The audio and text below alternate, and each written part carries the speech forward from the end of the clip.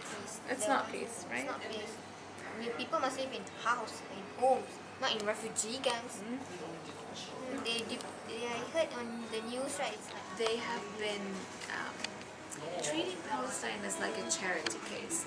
You know, they'll donate food and medicine, but that's not enough. That's not what Palestine needs. Palestine needs Palestinians need human rights. exactly. I'll take you around with me, and you can because some people just think by giving money to send food to Palestine is enough, or even to Gaza. Let's send food and medicine to Gaza, and that's enough. That's not enough. Palestinians need their human rights so they can work and feed their families and lead a dignified life.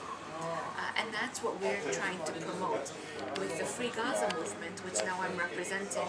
We're organizing these boats to go to Gaza, and we will bring supplies to Gaza that the people need, but we're not giving it as humanitarian aid. The main purpose of the boats is to challenge Israel's policy and to say, no, we are not letting you seal off Gaza like this, we're going to Gaza. So we want to break this unjust policy, and in the process, we'll deliver the products and the things that Gaza needs, and hopefully we can help the people of Gaza also export things. And right now in Gaza, even in the rest of Palestinian territories, Palestinians can't leave. They always have to have Israeli permission to travel. Which is not fair. They want to go to leave their land. They want to live is their choice. Want to stay is their choice. But they don't have that choice. We have many students, like now there are over more than 800 students that want to study in universities abroad, and they have scholarships, and they have places in foreign universities, but Israel doesn't let them live. That also on TV, and my dad says that too. And in the past 3 years, over 360 patients have died because they can't get the treatment they need inside of Gaza. They apply to leave Gaza to go somewhere else to get the treatment, and they're denied permission to leave. So if we're able to get our boats into Gaza, and we'll go in and leave and come back and leave, we can take people out and bring people in and bring things in that Israel doesn't let in, and help the people also export their products so they can have business and again make a living. All things that Israel doesn't want. About Palestine, Israel, Obama, he said he wanted to get out of Afghanistan, his soldier, of bombing Afghanistan out in 2016, which I think isn't fair too. Just want to bomb another Muslim land. Oh, you're right in that he talked about pulling out of Afghanistan, pulling out of Iraq, and in general, I don't want to defend Obama because we are very disappointed. I guess I didn't have as much high hopes as some other people did, and the people that had really high hopes in Obama are the ones that are more seriously devastated or disappointed now. I think we have to be a little bit more realistic. We have to continue to campaign for